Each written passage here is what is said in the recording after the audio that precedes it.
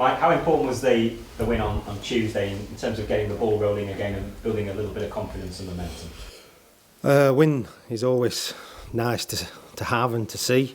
I think the way we performed was very well seen as well. You know, so we needed that because we have been on the back end of a few defeats, but everybody's got a smile on their face again, and it's amazing how things can change quickly. Back to the Premier League this weekend. You conceded 11 goals in the last 2 away games, so how do you stop the flow of goals? Will it be a change of shape? Well, we finished the game at home with 3 at the back, and it seemed to be quite effective. It tightened us up a little bit. We went with that at Bristol, and it worked. So it is a possibility that we would go with that again. It does suit some of the players because they've played it many times before, and it probably does give us a chance in the game to be in the game and to try and win one. So it is something that's at the back of my mind. Michael Dawson talked about the team responsibility when it comes to stopping goals. Are you looking for a defensively disciplined performance? We want a professional performance, and a disciplined performance comes with that. But we need to affect the game as well. You know, we can't just expect that we can turn up and get a result. We have to be effective in what we do. There has been signs of that. You know, when we show that confidence and we show our ability, whether it's at home or away, we can match teams. We've just been at the other end of some poor results, so we need to try and change that as quickly as possible. You dropped into the bottom 3. Is that a concern? Are you looking to get wins on the board as soon as possible to try and get away from the danger zone? Yeah, everybody wants to be. Nobody wants to be in that danger area, no matter what part of season it is. But we've got to be realistic. We started well, we faded away a little bit, but that doesn't mean to say we can't come again. So we've got to be, and I keep mentioning this word, competitive. We're trying to be that. We are working hard at things, and hopefully our luck will change, and we can start building on the midweek result. How big a blow is losing Robert Snodgrass? Well, experienced player, quality player. Obviously, you know, he's had his injury issues for a period of time, but for him to get what was a innocuous sort of injury, you know, I think the goalkeeper fell on him, and his ankle swelled up quite badly. That seems to be settling down reasonably quick. So, you know, all the fears of long-term injury or being out for a while is looking a little bit better. You know, he's precautionary. They get these boots on these days as soon as they get ankle injuries. He's out of that now, so he's progressing better than expected. But, you know, we need to assess the situation going into next week. Is it a concern you could lose Diamande as well, having been charged with violent conduct?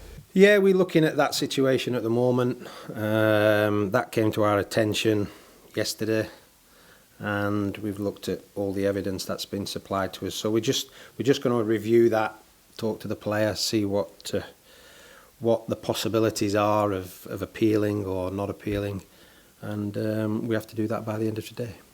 Can I ask you about the future of young Josh Tynan? A bit of speculation this week linking him with various clubs. Is tying him down to a long-term professional contract a priority? I think it's good that somebody's looking at players from Hull City.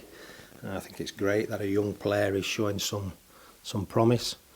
He is young, very young. He's relatively new to the game, but he conducted himself very well against Bristol, as he did in the previous couple of games that he's played before. Arsenal in particular, he did very well. So it doesn't surprise me that teams are looking at good young talent, and it's great for the player, it's great for the club, and hopefully we can use that player and get him a more consistent run in the team and also a more valuable contract. Have you got a few selection headaches off the back of Tuesday night, in particular maybe with the goalkeeping position? There's no headaches, you know, the team won. That was the important thing. We picked a team to play Bristol in the Cup, and obviously it was an opportunity to change things, which we did. So there's always selection issues, but I have some excellent goalkeepers at this football club, you know, and we need that challenge. You know, we can also look at it from the point of view that we've conceded goals, so why not blame the goalkeeper? I think it's wrong to do that. I think goalkeepers make mistakes, but I think we have to look progressively at the situation, and I'm happy with the goalkeepers I've got. Has it helped getting Neil McDonald in this week, a fresh voice and somebody to help you? Yeah, it's always good to have good coaches around you. You know, we've promoted Tony up into his situation now where he's helping out for a period of time. We've brought Neil in, who's very experienced at this level of football, and we probably need to add to that. We're trying, but these things take time. But I'm happy that he's joined us. He's keen, he's willing, and he'll bring some experience here. There's a report today suggesting that Hull are interested in Ravel Morrison from Lazio, a player that you'll know well. Is he somebody that might come under the radar for the January transfer window? Well, we are starting to look now. All clubs are starting to look for January now and trying to get the preparation in place so that we don't leave it as late as we have done in the past. I haven't heard that other than what you've just told me. I know Ravel. I've worked with Ravel, and he's a talented kid. He's had his ups and downs, but he's playing football, so he's somebody or something, and many other players will come to our attention over the next 4 weeks. Because a lot of managers have tried and failed to get the best out of him, but you obviously know him. Yeah, I know him. I've worked with him, and he, like I say, he's a young, talented individual, but that talent didn't always come to the fore, you know, and he's sort of playing his football now abroad. I don't know how well he's been doing abroad, but he's not really at this moment in time somebody at the in my mind to bring to this football club. Can I just ask you, Mike, about the Diamandi situation? What your view was it at the time? I actually, at the time, I didn't see it because it was literally just as the referee blew the whistle. So I only found out yesterday. I didn't even, nothing was said about it, nothing was brought to my attention after the game.